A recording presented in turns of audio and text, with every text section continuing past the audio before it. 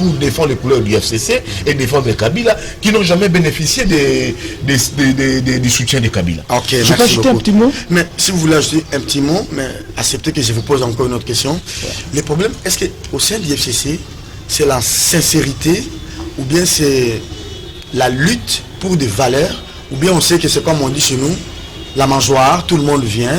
Ça se voit même via les débats politiques, les débats médiatiques. Les journalistes, on ne sent pas la presse qui accompagne même le FCC, une presse acquise. Mais hier, quand Kabila était président, on voyait des journalistes. Mais moi qui anime les débats publics, je ne vois plus ces journalistes, à part peut-être Diana. Et on nous reproche de dire, vos plateaux sont toujours déséquilibrés. Mais si les gens ne viennent pas pour des convictions.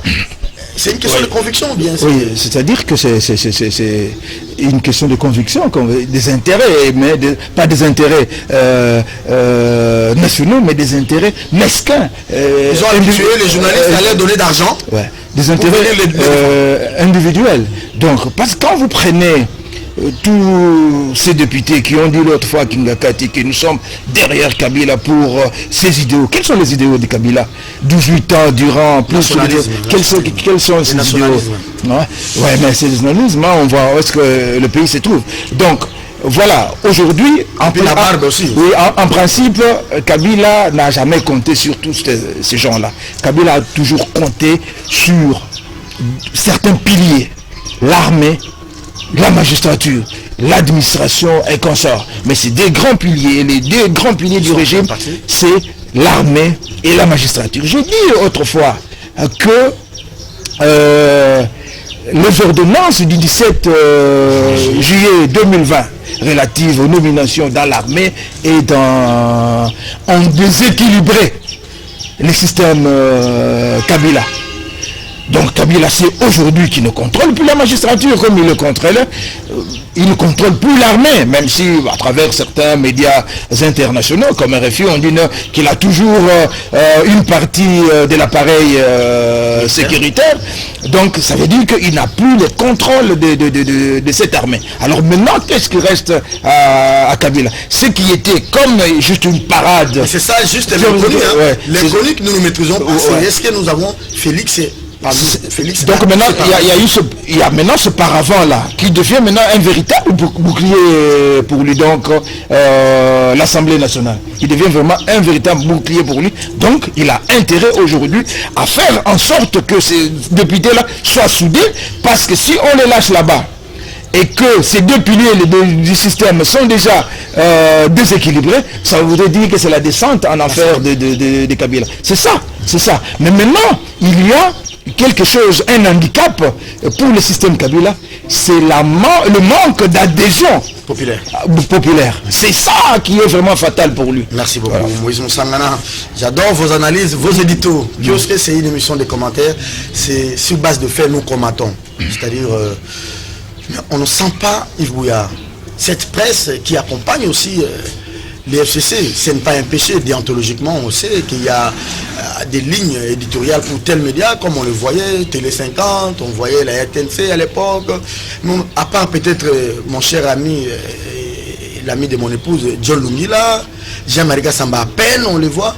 Qu'est-ce qui s'est passé réellement? Joachim Diana, même sur le plan médiatique, on ne sent pas une presse acquise aux valeurs du FCC ou qui marche de pair. Serge Kabongo, dans cette vie étant comme humain, tout ce qui nous entoure, tout ce que nous avons toujours fait, nous le faisons toujours par conviction. Tu peux rien avoir, tu ne peux rien gagner, mais quand tu es dans une conviction, tu es dans un schéma, tu l'assumes jusqu'au bout. Moi, je t'ai vu ici, comment est-ce que tu t'es battu contre les systèmes, pas les systèmes Kabila. Quand on dit Kabila, c'est comme si nous acharnons sur la personne de Kabila. Nous sommes battus contre les systèmes Kabila. C'était pour nous un très mauvais système. Jusqu'à présent, tu mènes ces combats des valeurs. Mais il y avait des gens aujourd'hui qui étaient déjà extampillés FCC. Mais non, c'est des gens, des confrères aussi. Maintenant, ils voient que Kabila n'est plus là. Pour eux, la majorité pose problème. C'est des gens qui parlent à demi-mot. Ils sont là, à demi-mot, ils observent. Non, quand ils parlent, c'est une émission la semaine et puis ils partent. On ne voit plus ces gens. Mais on a vu un journal, par exemple, excusez-moi de citer, un journal comme Les Phares a accompagné le combat de l'IDPS pendant plus de 30 ans. Mais aujourd'hui, les phares est resté les phares. Mais comment à peine Kabila partage le pouvoir, les gens qui étaient avec lui médiatiquement, on ne les voit plus. C'est là où je dis Kabongo, ça va de la conviction. Qu'est-ce que ses confrères, ses amis et d'autres personnes qui entourent Kabila connaissent la conviction? Ils n'en savent pas. On a vu Jean-Pierre ici à La Haye pendant 10 années.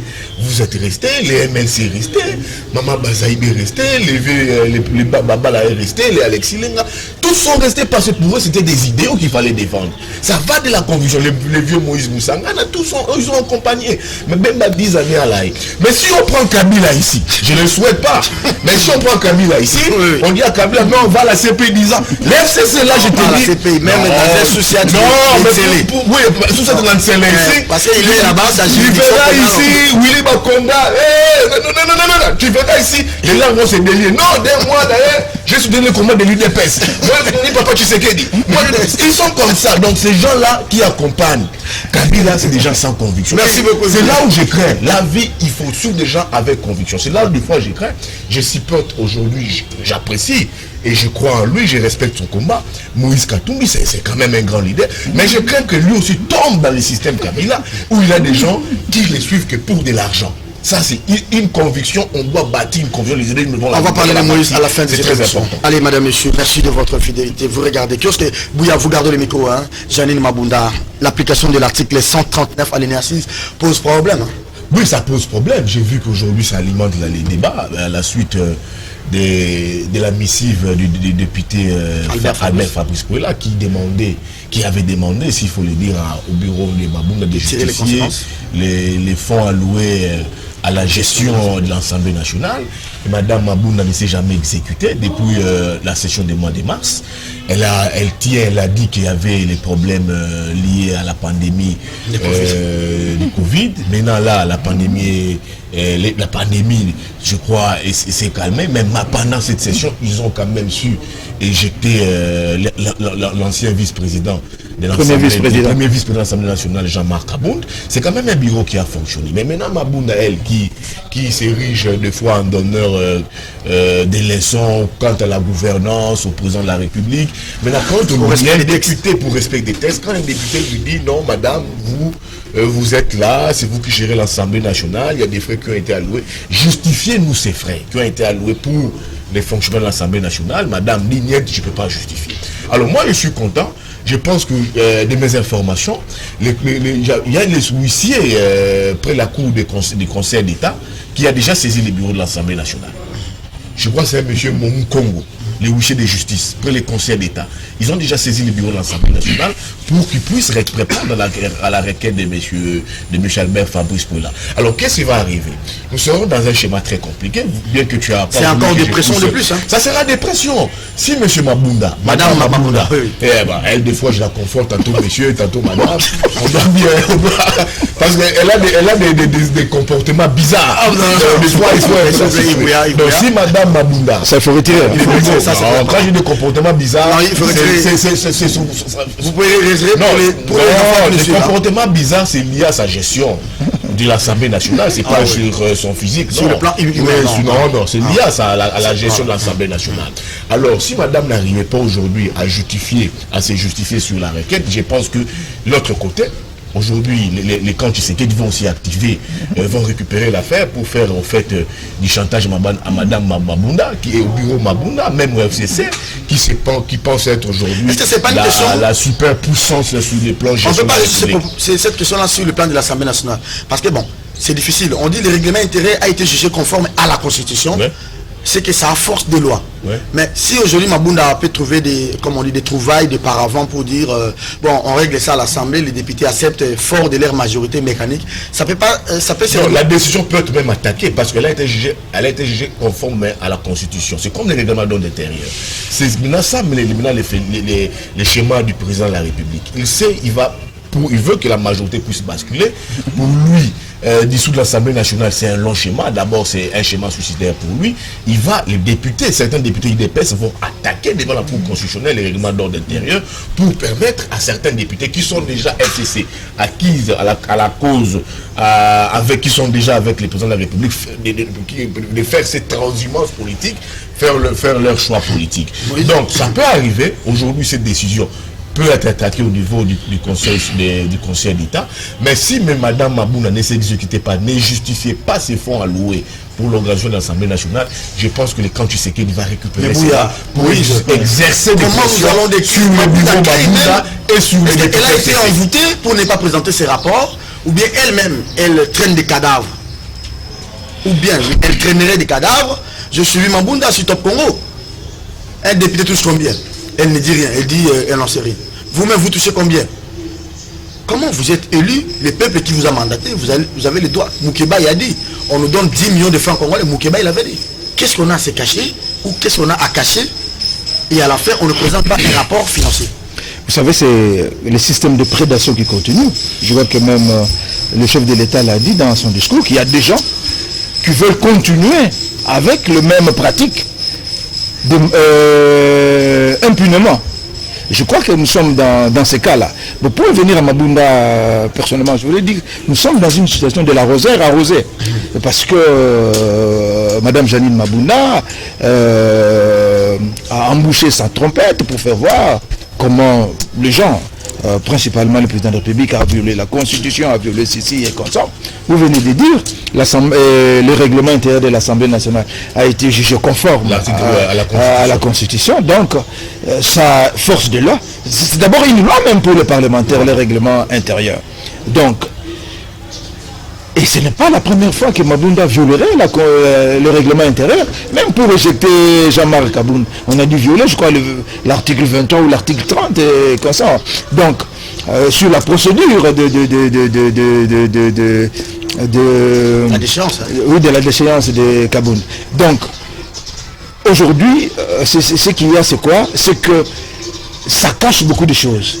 Donc, le refus de Mabounda de présenter son rapport de gestion, c'est un arbre qui cache la forêt. Ça veut dire quoi? Ça veut dire que c'est là-dedans, c'est dans ce qui est alloué au fonctionnement. C'est là où on puise pour corrompre. Les assistants parlementaires sont impliqués. Oui, c'est là où on puise pour corrompre, vous savez. Par exemple, pour essayer un peu de régler cette histoire de l'AFDC, l'AFDCA, et vous savez comment ça s'est passé à la commission PAG? Je l'ai dit, parce que les députés ont dû toucher 1500 $. Chacun à cette commission-là. Mais je l'ai dit. Je l'ai dit et je le confirme. Donc, voilà. Donc, où est-ce qu'on attrape cet argent-là pour donner aux députés? Pour susciter leur adhésion à une ligne qui est contraire à l'orthodoxie et qu'on sort. Donc c'est ça. Tout ça constitue des cadavres qui sont dans les placards de Madame... Regardez ce que le règlement intérieur dit. On dit dépasser ces délais, les bureaux est réputé démissionnaire. Alors qui active les mécanismes de la démission? C'est eux-mêmes qui s'auto-saisissent et même se disent, bon, écoutez, on n'a pas fait ça dans les délais selon la loi. En principe, c'est la plénière. Parce que c'est la plénière qui est souveraine. Est-ce qu'on peut résoudre cette question sur le plan de la plénière qui a une majorité mécanique acquise dans Mabounda et au FCC? Oui, mais le peuple pourrait aussi récupérer ça à un certain niveau. Voici les gens que nous avons mandatés pour représenter nos intérêts et voilà comment ils se comportent.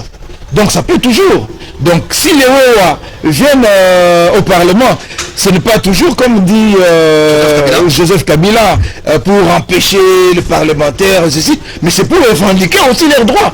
Parce que je pense que si ces parlementaires se comportaient comme ils se devaient, je crois que les OA n'iront pas là. Il y a aussi un aspect. Présentement là, comme les FCC a la majorité au niveau de l'Assemblée nationale, je pense que l'FCC va d'abord, ça sera difficile d'éjecter les bureaux et je pense qu'il y aura un moment, au moment opportun, je pense au moment X, ces mécanismes pourraient toujours être activés sur le plan judiciaire. Présentement, ça sera difficile, avec les transhumances politiques qui se feront d'un cas à un autre. Dès que cette transhumance aura lieu, je pense que sur le plan judiciaire, ça va être difficile le plan judiciaire. Pour le président ou la présidente de l'Assemblée nationale de dire un député touche 3000, 3500. Non, c'est pas difficile. Mais pourquoi? Mais écoute, ailleurs, les salaires du président de la République jusqu'au dernier de fonctionnaires reconnus. On sait que le président des États-Unis gagne 400 000 $ par an.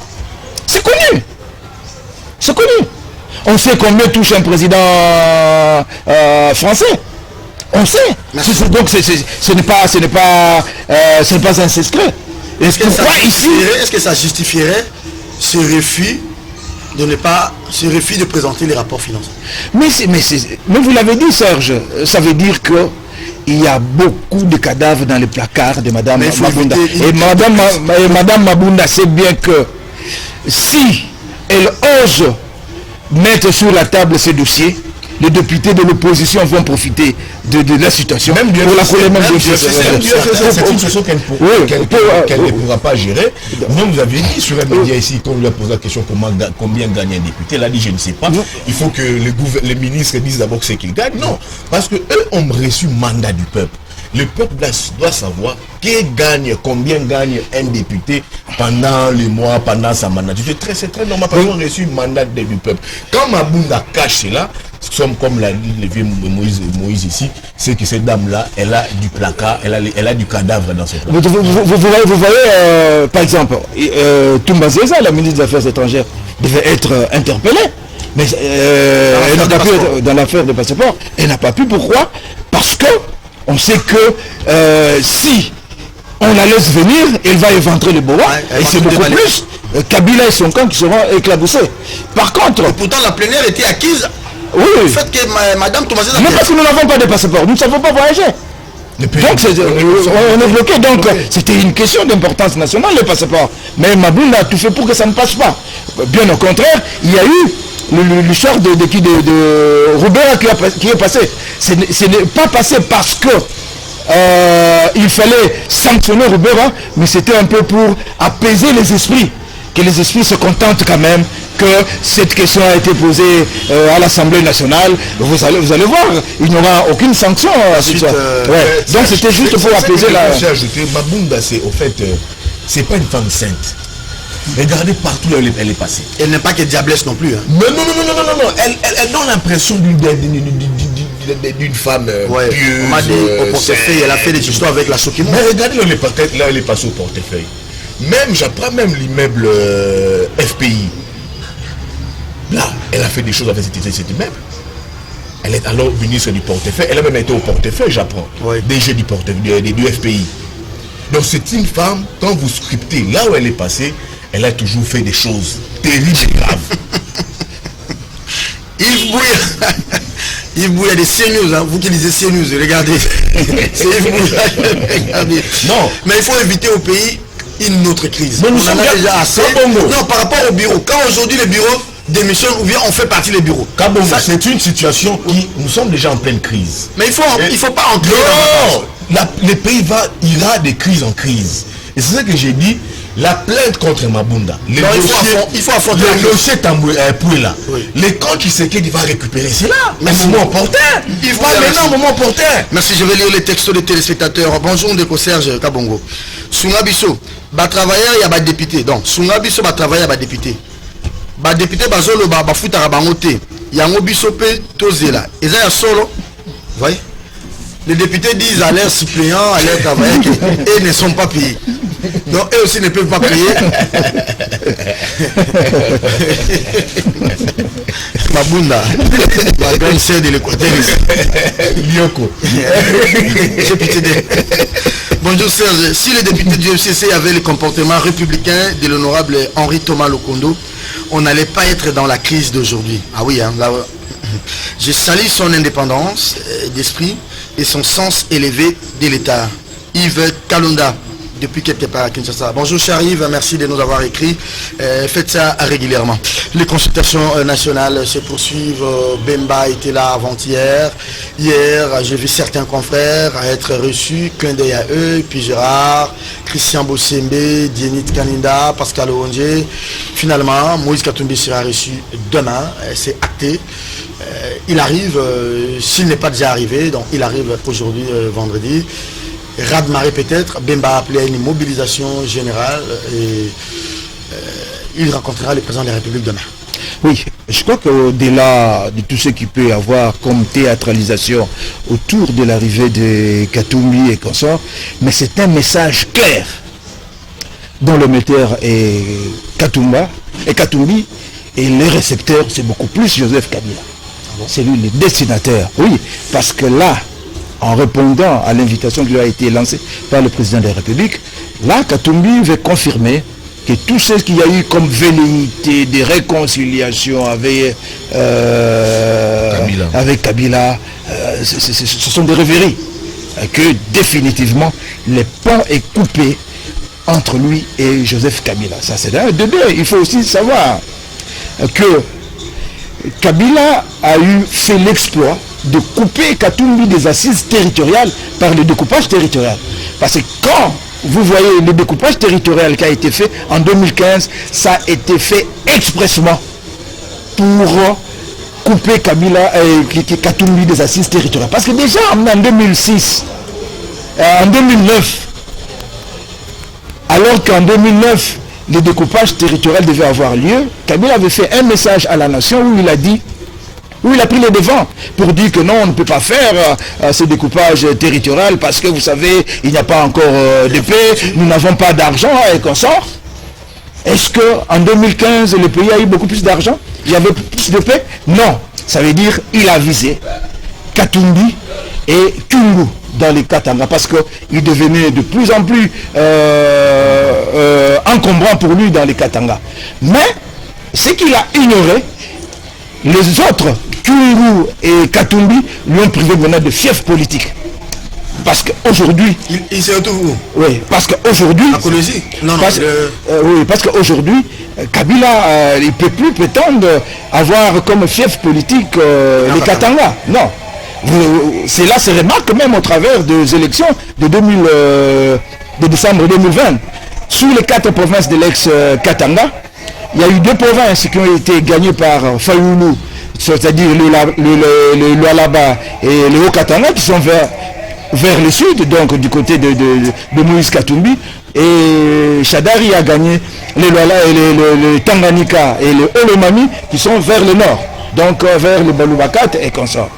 Mais ce qu'il y a aussi de plus curieux dans ces résultats, même s'ils font l'objet de controverses, c'est que quand vous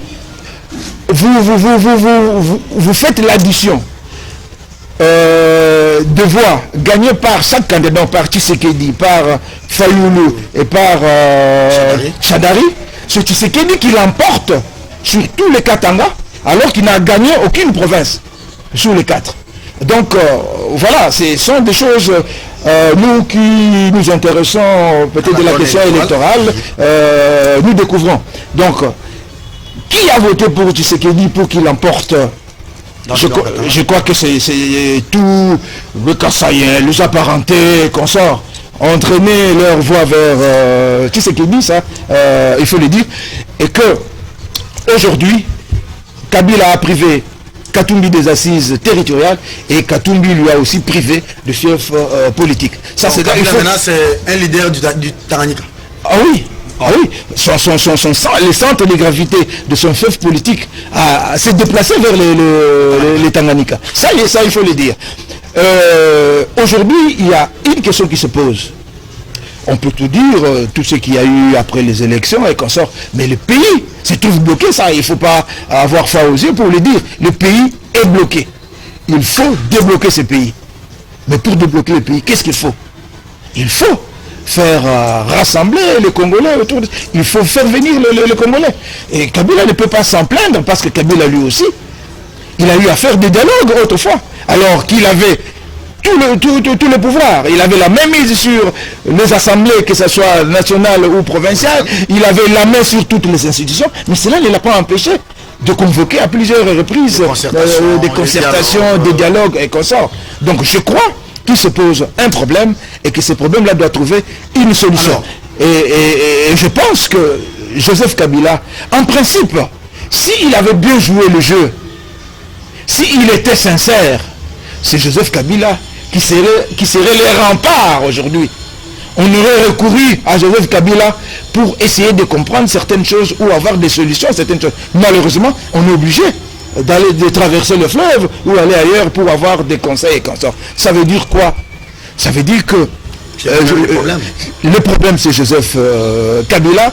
Joseph Kabila est en train de confondre le pays. Il pense que c'est son héritage et il a pris le pays en otage, comme venait de le dire aussi Yves Bouya. Donc voilà tout le problème. Et je crois qu'il est en train de regretter. Il aurait forcé les choses pour avoir un troisième mandat, parce qu'aujourd'hui il voit qu'en Guinée, Alpha Condé a forcé les choses, Ouattara 94%, il s'est dit mais quelle bêtise ai-je faite? Mais est-ce qu'il pourra récupérer les choses? Je ne pense pas, mais on ne se trouve pas dans le même contexte. Congolaise n'est pas là. On ne se trouve pas dans le même contexte. Donc voilà, c'est pourquoi je crois qu'il doit déplacer son curseur avec intelligence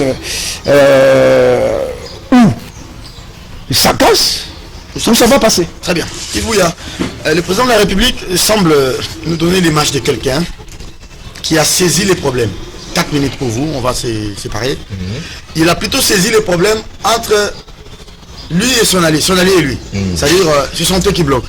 Mais est-ce que lui aussi a perçu les problèmes qu'il a vis-à-vis des Fayoulou? Je parlerai des Fayoulou parce que les Bemba et les Katumbi viennent, mais jusque-là, l'invitation des Fayoulou et des Mouzitou reste encore hypothétique.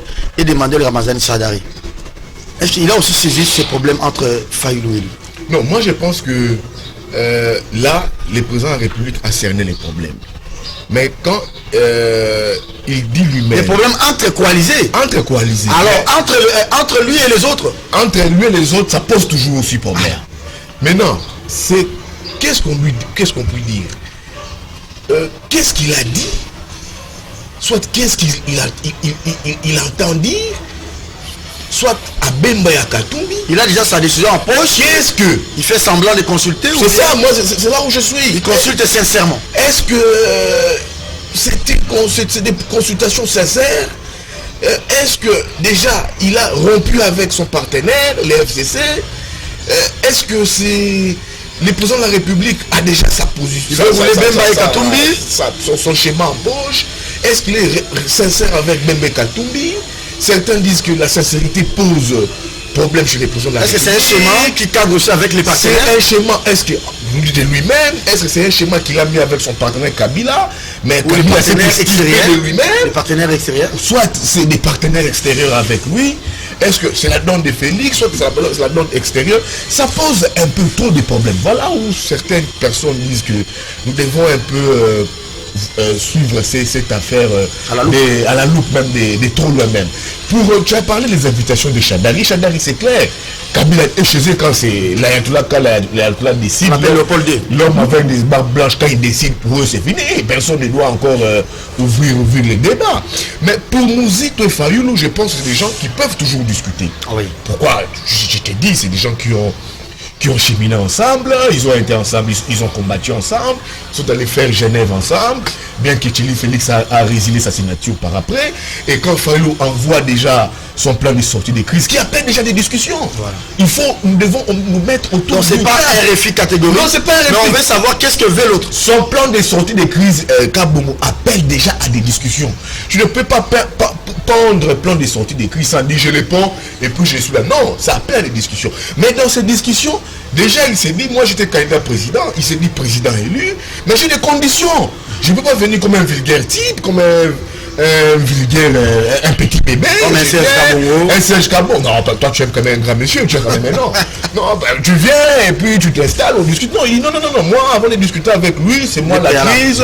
Félix les problèmes, c'est moi la crise, il faut les préalables. Mais on a été voir Sassou pour ça. Oui, Sassou l'a invité. J'en viens. Premier préalable, c'est toi les problèmes, tu ne peux pas être jugé parti. Tu es parti pour être à la crise. Oui, on doit discuter. Les deux, il dit, bon, il faut qu'on discute. Moi, il faut une médiation. Est-ce que le pays avance avec ça? Je t'ai dit, mais c'est ça la crise. Il faut un médiateur. De toi, il faut des réformes. Pour les réformes, ce qui est vrai, le président arrivera à des réformes.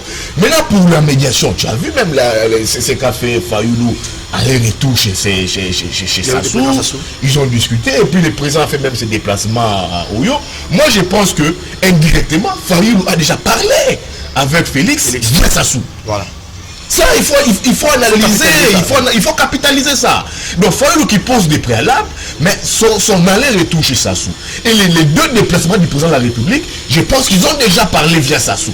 Maintenant, ça reviendra maintenant au président de la République, à Sassou de voir, au président de la République comprendre qu'est-ce que veut Fayoulou, qu'est-ce que veut ceci. Parce que lui veut de ces discussions, il faut partir de l'inclusivité. Si le président de la République menait mal ces discussions, nous ne serons jamais sortis de l'auberge. Il a intérêt à mener ces discussions pour que ces pays sortent dans cette crise née des élections, au lendemain des élections du 30 décembre. On apprend que les gouverneurs aussi seront consultés. Est-ce qu'ils vont bouder parce qu'ils sont du FCC ou bien ça sera comment? Mais non, les gouverneurs c'est très normal, ils vont répondre à l'appel du président de la République.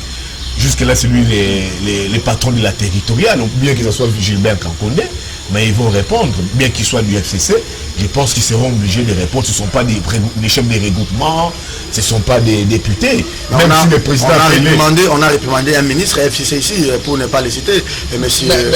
Bon, alors si le président appelait un ministre FCC pour un dossier, lui aussi aura ses intérêts, il ne viendra pas. C'est les gouverneurs, ils vont venir, ils doivent parler, consulter. Les présidents de l'Assemblée provinciale, ils doivent venir. Non, c'est un débauchage. Mais non, ils doivent venir. Kabila s'est plaint de ces histoires de débauchage là. Kabila a envoyé ici, je sais une fois il a envoyé Sami Badi Banga, les débaucheurs premier ministre. Oui. Ici à Brazzaville pour discuter d'une conférence autour je crois, du tourisme comme ça. Il envoie Sami Badi Banga, bon vas-y écoute, mais prends aucune décision. Alors ce député peut aussi venir, ces gouverneurs, ils viennent, ils discutent, ils disent non, on ne peut pas prendre aucune décision. Comment lui qui a débauché hier, les débaucheurs en chef se plaint maintenant du débauchage. C'est ça, la conséquence de la mauvaise gestion. C'est ça que les vieux disent. Kabila a très mal géré les pays, il s'est utilisé par des débauchages, maintenant quand ça arrive, il se plaint. Oh non, mais député, non. Si tu n'étais pas élisé en débauchage, les gens ne même pas voir. Il a débauché les Gambinga, les Thomas Loaka, les plus récents ici sont les Nganko, il est Chibala. Et puis je vois Chibala écrire, non, je vais aller implanter mon parti, l'IDPS au Kassai, là-bas, les partis chez la Tshisekedi. Je dis, pas qui était débauché. Le manque à évoluer, maintenant, non, il vient débaucher les filles. Il a très bien débauché. C'est lui qui a érigé Minembwe en territoire. Hein? Oui, ils ont débauché des gens ici. Merci. Donc, moi, ce que je souhaite, la crise est là. Le président de la République a reconnu qu'il y a crise. Il doit, en fait, de lui-même redéfinir la crise, élargir les champs, écouter tout le monde. Et Fayoulou, je pense qu'il va trouver une solution. Non, il ne faut pas que ça ressemble à un Moziki. C'est ça aussi. Finalement, ça devient. Oh, les vendeurs de Kimero. Pour te dire à toi, les gens avaient dit ici que le président allait consulter les groupes représentatifs.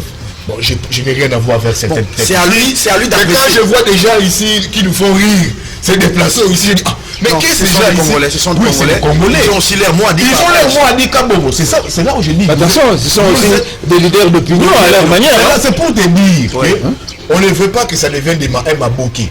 Ça on refuse. Qui fait même, nous les autres les vendeurs de moutons rouges, on vient. Le mouton jaune, on vient. Non, il faut consulter les gens qui représentent finalement. Ceux qui représentent des gens qui peuvent apporter des solutions à la crise de la République. Merci beaucoup, mais il faut écouter tout le monde. Ça c'est pas exclusif de tout le monde. Mais il ne faudrait pas que ça traîne. On a comme l'impression, nous Congolais, que le temps joue à notre faveur. Non, le temps n'est pas notre allié. Mais là, moi, chez moi, à Tchèque, on doit aller vite. Les gens m'ont appelé pour dire non, Yves Bouya, nous aussi, les ressortissants, les notants du Tchèque, nous sommes en train de venir. Les présidents nous reçoivent. Moi, je vais appeler aussi les gens de Binga, des Yakoma chez moi, à Kotakoli, et de Libengeveni. Merci. Alors, quel timing pour ces consultations? N'oublions pas, dans ces consultations, peut-être Vital Kamerhe, peut-être son parti sera réussi. Ils vont poser le problème. Monsieur le président de la République, n'oubliez pas non plus mon père qui croupit en prison, ça fait près de 20 ans. Georges Eleta. J'espère que vous allez penser à lui, monsieur le président. C'est mon père, il est en prison, ça fait près de 20 ans. Je l'ai dit, Georges Eleta. Il peut vous être utile, tout comme il peut être